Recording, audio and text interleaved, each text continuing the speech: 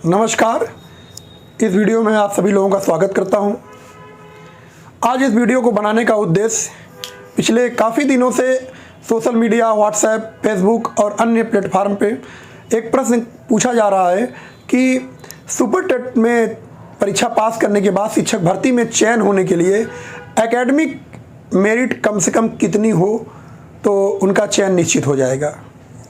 तो आज उसी बिंदु पर बात करने के लिए हम आप लोगों के सामने आए हैं और आज आप लोगों से चर्चा करेंगे और आप लोगों के ज़्यादा से ज़्यादा जो भी आपके मन में ये प्रश्न हैं उनका उत्तर देने का प्रयास करेंगे। और इस वीडियो को अगर आप पूरा देखते हैं तो आपके मन में उठ रहे सभी प्रश्न का उत्तर आसानी से मिल जाएगा। तो निवेदन यही है कि अगर आप लोग अपने जो मन में प्रश्न उठ रहा अगर उसका उत्तर जानना चाहते हैं और अपनी समस्या को बिल्कुल समाप्त करना चाहते हैं मेरिट से संबंधित, तो इस वीडियो को आप पूरा देखिए। इस वीडियो को मैं यूं ही नहीं लेकर आया हूं। मैं सबसे पहले आपको बता दूं कि मेरा नाम नवीन सिंह है।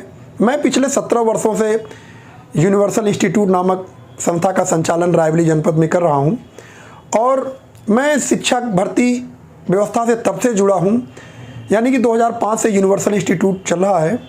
और उस समय शिक्षक भर्ती का माध्यम केवल बीएड पास हुआ करता था। वो छात्र जो बीएड पास करते थे और उनके हाई स्कूल, इंटर, ग्रेजुएशन और बीएड के मार्क्स को जोड़ करके एक मेरिट बनती थी और उससे विशिष्ट बीटीसी व्यवस्था के तहत उनका चयन होता था। धीरे धीरे समय में बदलाव आया और 2011 से प्राथमिक शिक्षक भर्ती के लिए टीईटी व्यवस्था प्रारंभ की गई और उसके लिए 11 नवंबर 2011 में पहली बार टीईटी परीक्षा का आयोजन हुआ। टीटी परीक्षा में पहले तो ये कहा गया कि भर्ती टीटी जो क्वालिफाई होंगे उन्हीं की होगी और एकेडमिक नंबर के आधार पर, लेकिन बाद में पहली बार चूँकि ये व्यवस्था लागू थी और उस समय सत्ता परिवर्तन का भी समय था। 2011 के बाद 2012 में सत्ता परिवर्तन हुआ और अगली सरकार ने घोषणा किया कि अब ये भर्ती टीटी मेरिट पे होगी।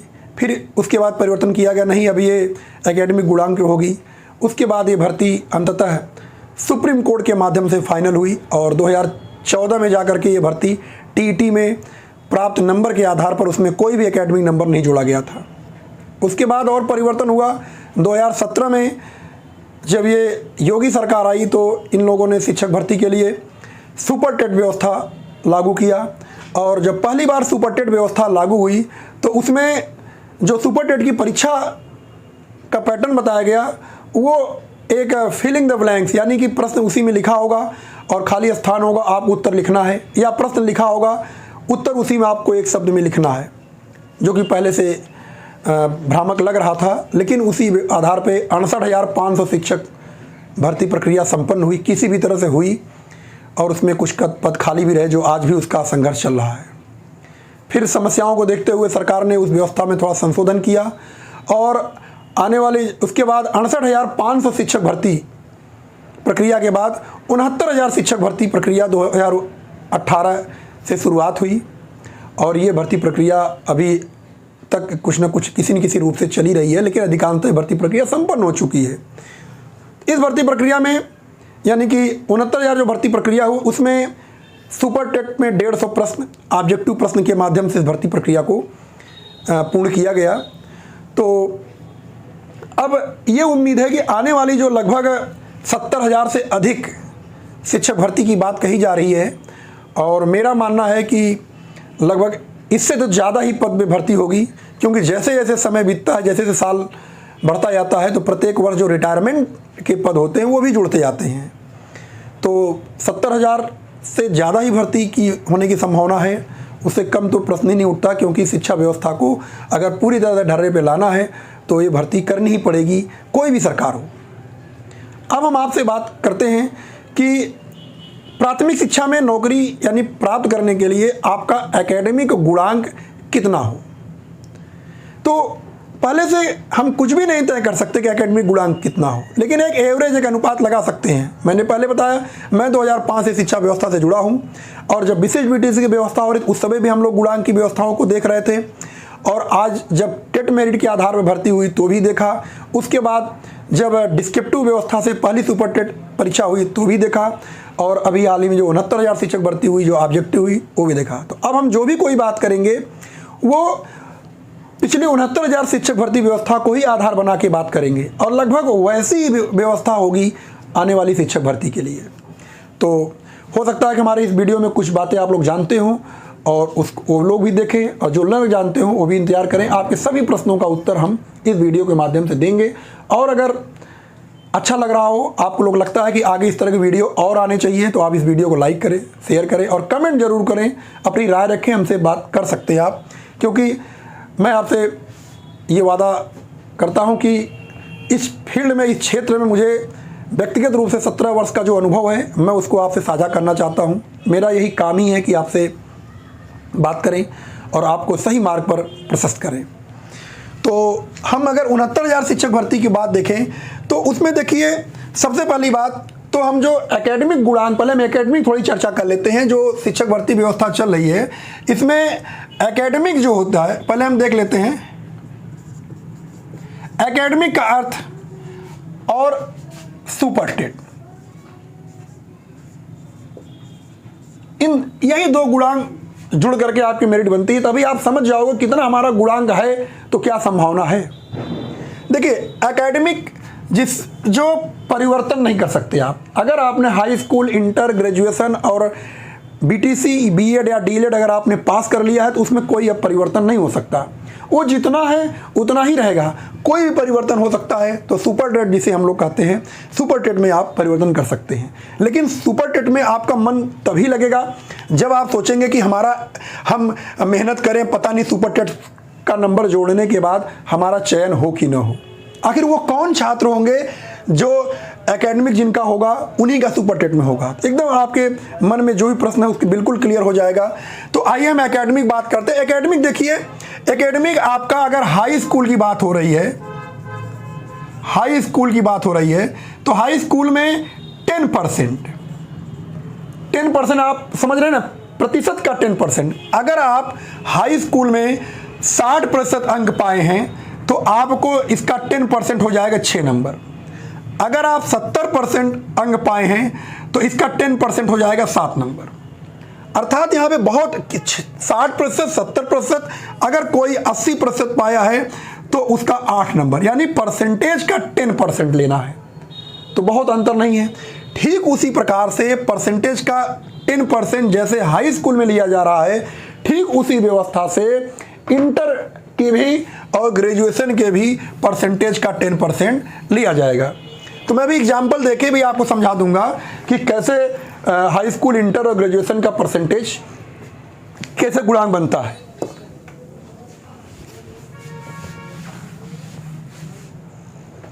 चलिए, जैसे उसी तरह से इंटर का भी 10% गुणांक लिया जाता है और ग्रेजुएशन का अगर बीए, बीएससी, बीकॉम किया है उसका भी 10% लिया जाता है। और आपने बीटीसी, बीएड, आपने इनमें से कुछ भी किया है, बीटीसी या बीएलएड, जो भी आपने किया है उसका भी 10%। अर्थात 10% मतलब आपका बीटीसी में या बीएड में प्रैक्टिकल और थियोरी के अंकों को जोड़ करके, प्राप्तांक और पूर्णांक जोड़ करके उसका परसेंटेज निकाला जाता है। उसके बाद उसका 10% मार्क्स लिया जाता है। अर्थात एकेडमिक जो है कुल 40% एकेडमिक होना चाहिए। अब आप इस 40% में अगर मान लीजिए, अगर हाई स्कूल में अगर आप 80% हैं तो आपके 8 नंबर होंगे। अगर आपका इंटर में भी 80% है तो 8 नंबर, बीए में भी अगर आपका 80% है तो 8 नंबर, और अगर आपका बीएड, बीटीसी में अगर 80% है तो 8 नंबर। अगर सब जोड़ेंगे तो 8 दूना 8 चौक 32, यानी 32 नंबर आपके बने। एकेडमिक गुणांक कितना बना? 32 बना, 32 बना। तो ये तो हो गया लगभग जो मीडियाकर या थोड़ा सा अच्छे हैं उनका है, तो वो 32 पाए। लेकिन हम एक ऐसा मार्क्स लेके चलते हैं, ऐसा एक मेरिट तैयार करते हैं जिसका लगभग सभी छात्र का उतना होता है। वो छात्र जो बहुत पहले से ग्रेजुएशन किए हैं, जो बहुत पहले हाई स्कूल, इंटर किए हैं, जिनका या बाद में किए, अगर उनका हाई स्कूल, इंटर में और बीए में नंबर कम है, तो क्या वो लोग सुपर टेट में आगे पहुंचेंगे? चलिए हम उनके बारे में थोड़ी बात कर लेते हैं। आप देख लीजिए, जैसे मान लीजिए कोई अगर हाई स्कूल में वर्तमान में अगर पढ़ा होगा तो बहुत कम उसका नंबर होगा, तो कितना होगा, 50% होगा तो 5 नंबर होगा। इंटर में भी अगर कोई 50% पाता है तो उसका 5 नंबर होगा। और अगर वो बीए में 50% न्यूनतम, उसके बाद ही वो बीटीसी या बीएड कर सकता है, तो वहाँ पे भी उसका 50% होगा। इतना तो ऑन एवरेज, अगर किसी का कम ज़्यादा तो ऑन एवरेज इसका 50% का चल रहा है। और उसके बाद बीटीसी में सामान्यतः कोई भी छात्र हो, चूंकि इसमें थियरी और प्रैक्टिकल दोनों जोड़ के बनता है, तो आज के समय में या पहले भी किसी का 65 या 70 के यानी 65-70% से नंबर कम नहीं होता है। तो हम मान लेते हैं अगर आपका बीटीसी बीएड में कितना भी कम होगा तो 60% से कम कोई भी छात्र आज देखने को नहीं मिलता, सुनने को नहीं मिलता। 75-80 लेकिन मैं सबसे कम मान के चलता हूं, मान लें किसी का अगर 60% होगा तो उसका 6 नंबर होगा। अगर इसको हम सब जोड़ दें तो ये योग आता है आपका 21 नंबर, 21। आपने देखा हाई स्कूल का 10%, मान लें किसी का अगर 50% उसको 5 नंबर। इंटर में अगर किसी का मान लीजिए अगर है 50% उसको 5 नंबर। बीए में अगर किसी का 50% है तो उसको 5 नंबर। और बीटीसी या बीएड में किसी का अगर 60% है तो उसको 6 नंबर लिया जाएगा, यानी प्राप्त परसेंटेज का 10% है। और टोटल अगर हम जोड़ेंगे तो 21 नंबर आया। अब आप देख रहे हैं 40% में आपने सबसे कम अंक प्राप्त करके आप कितना प्रतिशत पाए हैं, 21%, या इसको 21 गुणांक बोल सकते हैं। अब प्रश्न आता है कि क्या 21 गुणांक वाला छात्र क्या आगे सुपर टेट की परीक्षा को पास करके सहायक अध्यापक बन सकता है? तो आइए हम देखते हैं इसके रिजल्ट पे। अब ये तो फिक्स है, इसमें कोई परिवर्तन नहीं हो सकता। इसको हमको आधार बना करके सुपर टेट में हमको चलना है। अब हम आते हैं सुपर टेट में। सुपर टेट में आप कितना अंक पा जाओगे कि आपका चयन हो जाए? तो सुपर टेट परीक्षा में देखिए, सुपर टेट एक ऐसी परीक्षा है जिसमें आपके पास अब मौका है। अगर नहीं है तो आज ही से जुड़ जाइए, अपनी तैयारी में लग जाइए, क्योंकि सुपर टेट में अंक प्राप्त करना बहुत आसान है। केवल आप प्रतिदिन 5 से 6 घंटे स्वाध्याय करना प्रारंभ कर दें, या आपके आसपास कोई कोचिंग संस्थान हो तो आप उससे जुड़ जाइए। और अगर आप रायबरेली में रहते हैं तो आप यूनिवर्सल से जुड़िए। मुझे 17 वर्षों का अनुभव है और मैंने विशिष्ट बीटीसी से लेकर के सभी शिक्षक भर्तियों को हमने देखा है, और इतना अनुभव है कि किस भर्ती में किस तरह के पेपर और कितना मेरिट जाने की संभावना है, किस तरह के का पठन पाठन किया जाए जिससे आपका चयन हो। हजारों छात्रों का चयन मेरे निर्देशन में हुआ है। अगर आप मेरे आसपास रहते हैं तो रायबरेली में यूनिवर्सल ही विकल्प आपके पास है, आप हमसे जुड़िए और गारंटी के साथ आपका चयन होगा। लेकिन हमसे जुड़ करके केवल चयन नहीं होगा, पढ़ना तो आप ही को पड़ेगा। हाँ, अगर हमारे द्वारा बताए गए रास्तों को अपनाएंगे तो हो सकता है कि आप सुपर टेट में अच्छे अंक प्राप्त कर लें। अगर आप ट्रेडिशनल तरीके से यानी कि ऐसे ही परंपरागत जो व्यवस्थाएं बनी उससे चलेंगे तो हो सकता है कुछ नंबर कम हो जाती है, तो खैर अलग की बात हो गई। लेकिन हम बताना चाहते हैं कि कितना अंक प्राप्त करें कि आपका चयन हो जाए। देखिए, मैंने सबसे कम गुणांक एकेडमिक लिया है 50%, यानी मैं यहाँ कर दे रहा हूँ। अगर किसी का 50% है तो 5 नंबर, अगर यहाँ 50% है तो 5 नंबर, अगर यहाँ 50% है तो 5 नंबर, अगर यहाँ पे 60% है तो 6 नंबर। अब आप समझ रहे होंगे कि आपने 40% में कितना प्राप्त किया, 21%। अब सुपर टेट का कितना है, एकेडमिक का आपका लिया जाता है 40%, लेकिन सुपर टेट का कितना लिया जाता है, 60%। देखिए, सरकारी व्यवस्था ने ये आपके सामने एक विकल्प दिया है कि अगर किसी कारण से अगर आपका एकेडमिक कम है तो आपके पास सुपर टेट में अच्छे अंक प्राप्त करके एकेडमिक को कवर करने का रास्ता है। चलिए मान लेते हैं आप सुपर टेट तैयारी करते हैं, क्योंकि सुपर टेट परीक्षा भी आपके लिए आगे होगी, इसलिए हम बिल्कुल ये नहीं मानेंगे कि आप बहुत कम अंक प्राप्त करेंगे। हम ये मान चलते हैं कि सुपर टेट परीक्षा में सभी छात्र छात्राओं को 120 प्लस अंक नंबर पाना चाहिए, क्योंकि आपको जानकारी है कि अभी सुपर टेट परीक्षा जनवरी के पहले नहीं होनी, कम से कम। और हो सकता है जहां ज़्यादा संभावना है कि फार्म वगैरह आप अप्लाई कर लें, लेकिन ये परीक्षा चुनाव के बाद हो, क्योंकि व्यवस्थाओं को हमने भी देखा है। इस सरकार में उसे हम बहुत ज़्यादा नहीं कह सकते कि नहीं होगा, लेकिन जहाँ तक मेरा अनुभव है और विगत इन 17 वर्षों जो मैं शिक्षक भर्तियों को देख रहा हूँ, उम्मीद यही की जा रही है कि इस व्यवस्था में अधिकतम हो सकता है कि फार्म भर लिया जाए और परीक्षा चुनाव के बाद हो। लेकिन हम ये भी 100% नहीं कर सकते, क्योंकि ये सरकार बहुत कड़क है, जो डिसीजन लेती है उसको पूरा कर देती है समय पे। जैसा कि आपने टीजीटी परीक्षा को देखा है, उसी आधार को अगर हम बनाएं तो हो सकता है कि जनवरी से लेकर फरवरी, चूँकि आचार संहिता लगने के बाद केवल नए विज्ञापन नहीं आ सकते, लेकिन अगर कोई फार्म निकल चुका है और उसका आवेदन हो चुका है तो उसकी परीक्षा पे कोई रोक टोक नहीं है, और सरकार चुनाव में जाने से पूर्व ये विज्ञापन निश्चित निकाल देगी। और जब विज्ञापन निकल जाएगा तो हो सकता है परीक्षा भी हो जाए। हाँ, ज्वाइनिंग वगैरह हो सकता है बाद में, चुनाव के आपके बाद हो।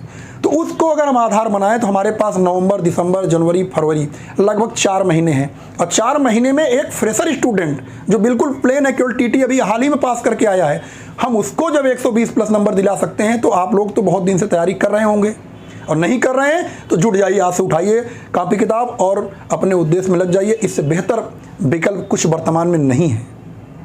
और आप समझ रहे हैं ना कि 4200 का पे स्केल है, और शिक्षक का कितना कद्र है। अगर शिक्षक ईमानदारी से अपना कार्य कर रहा है तो प्रलय और निर्माण आप ही के हाथ में है। इसलिए इतनी अच्छी व्यवस्था, इतनी अच्छी सैलरी के लिए आप क्यों नहीं मेहनत कर सकते। और हम तो कहते हैं कि आपको 120 नंबर लाना ही पड़ेगा। और मान के चलते हैं कि अगर आप ये जो 21% है जिसमें इसमें आपका बस नहीं चल सकता, उसमें अगर आप सुपर टेट में मान लीजिए 150 नंबर का पेपर होता है, कितने का होता है? 150 अंक। यानी कि सुपर टेट जो व्यवस्था है, इसमें लगभग 12 से 14 टॉपिक अलग अलग बटे हुए हैं। उन सभी को जोड़ करके 150 प्रश्न होते हैं, 150 प्रश्न, और सभी प्रश्न 1 नंबर का होता है, और तो 150 अंक हो गया। अब अगर इस सुपर टेट परीक्षा में अगर आप 120 अंक प्राप्त करते हैं, कितना प्राप्त करते हैं? 120 अंक। तो अगर 120 अंक प्राप्त करते हैं तो आपका प्रतिशत कितना बनता है? 80%। समझ गए होंगे। अगर आप सुपर टेट परीक्षा में, चूंकि निगेटिव नहीं है, अब पूरी तैयारी अगर करेंगे, बैलेंस बना करके सभी टॉपिक पर अगर ध्यान देंगे, और अनुभवी शिक्षकों का अगर आप फायदा उठाएंगे, जो अनुभवी हैं, जो पिछले कई वर्षों से इस फील्ड में जुड़े हैं, ऐसा नहीं कि जो नए नए आजकल एक बहुत देखने को मिलता है कि कुछ नहीं, तुरंत कोचिंग खोल के या कोई व्यवस्था खोल के बैठ गए और तुरंत, तो वो अनुभव नहीं दे पाए। पढ़ा तो सकते हैं लेकिन आपको अनुभव नहीं दे सकते।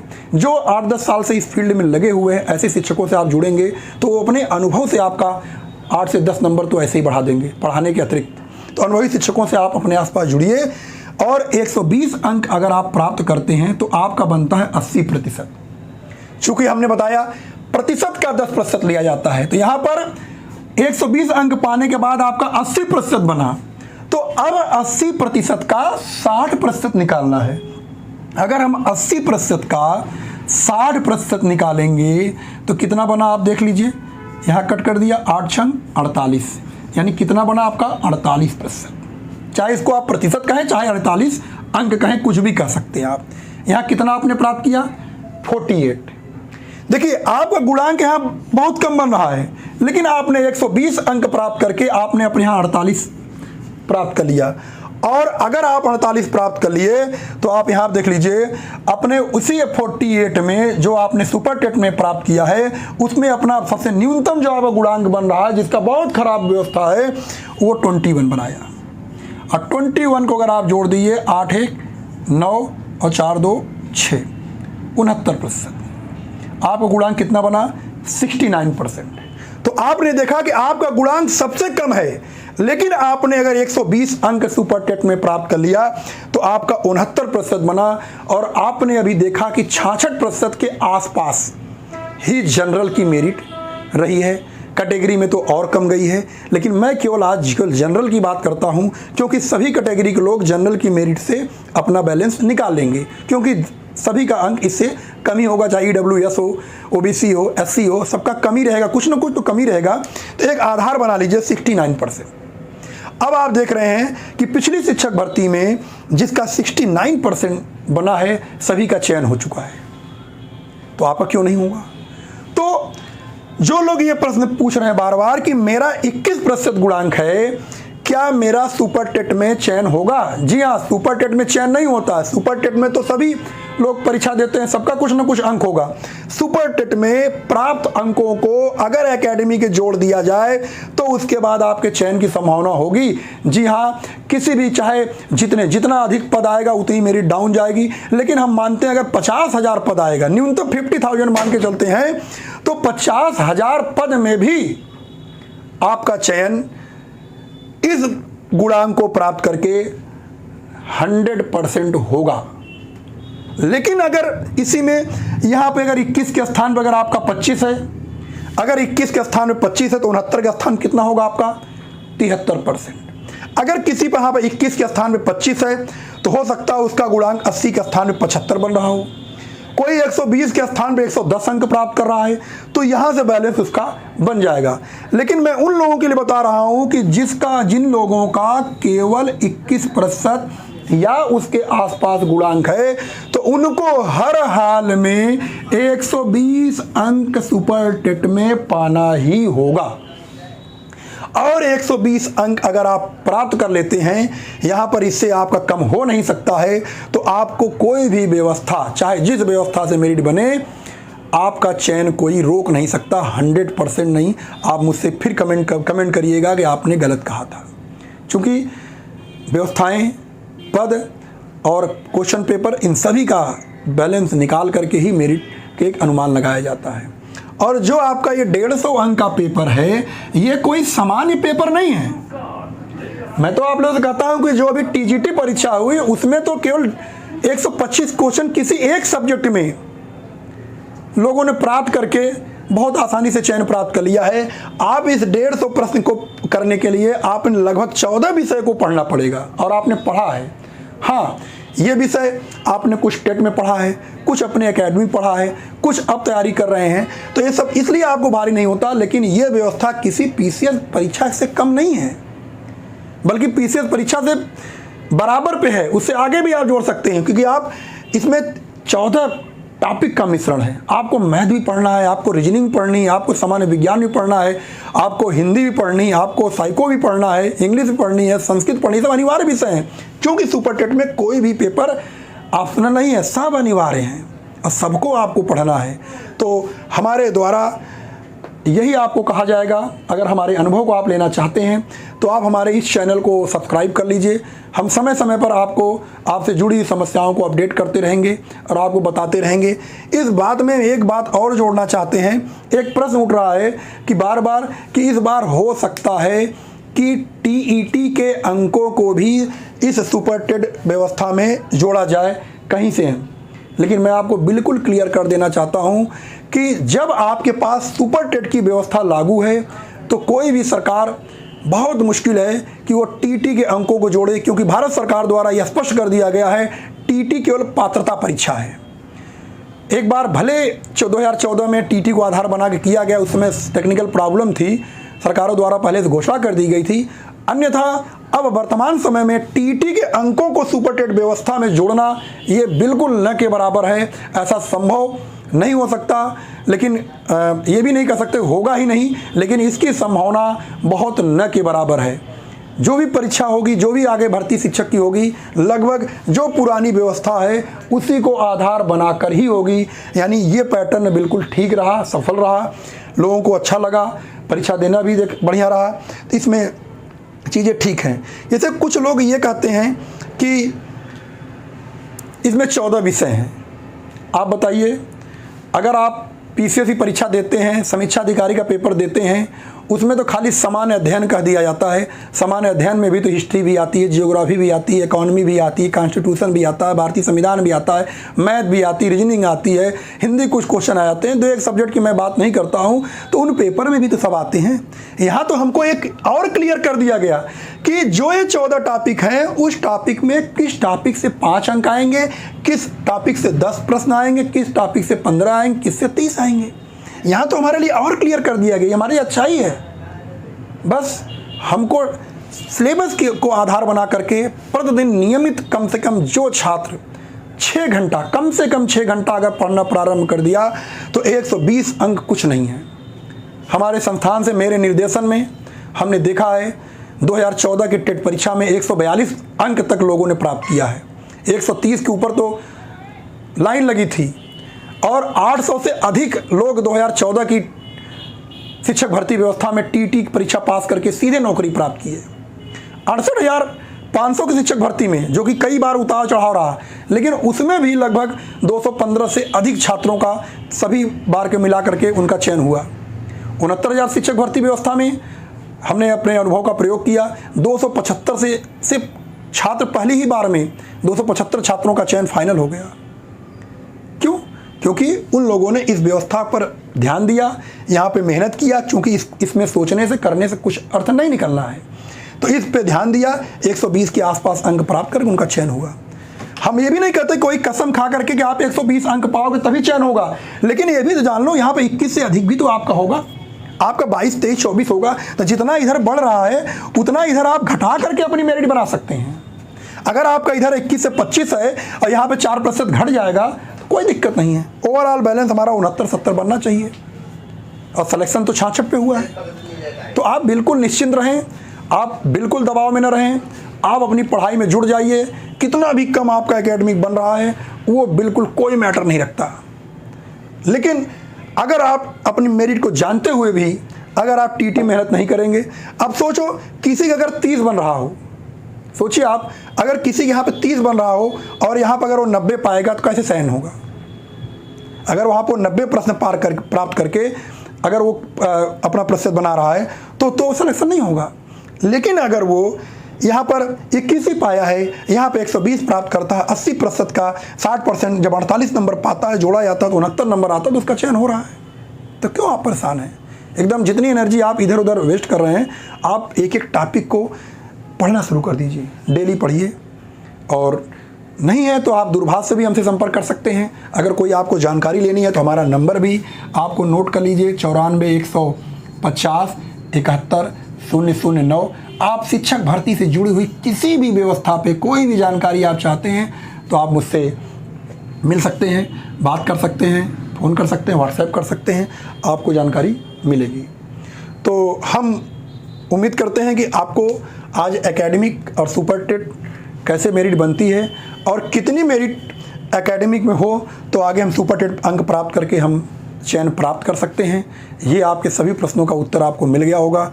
और अगर कोई और भी चाहते हैं, किसी और कोई दिक्कत है किसी भी प्रकार का, तो आप हमको कमेंट करिएगा या हमें व्हाट्सएप करिएगा, तो हम आपके उस समस्या को देखते हुए फिर से आपको वीडियो बना करके आप तक पहुंचाने का प्रयास करेंगे।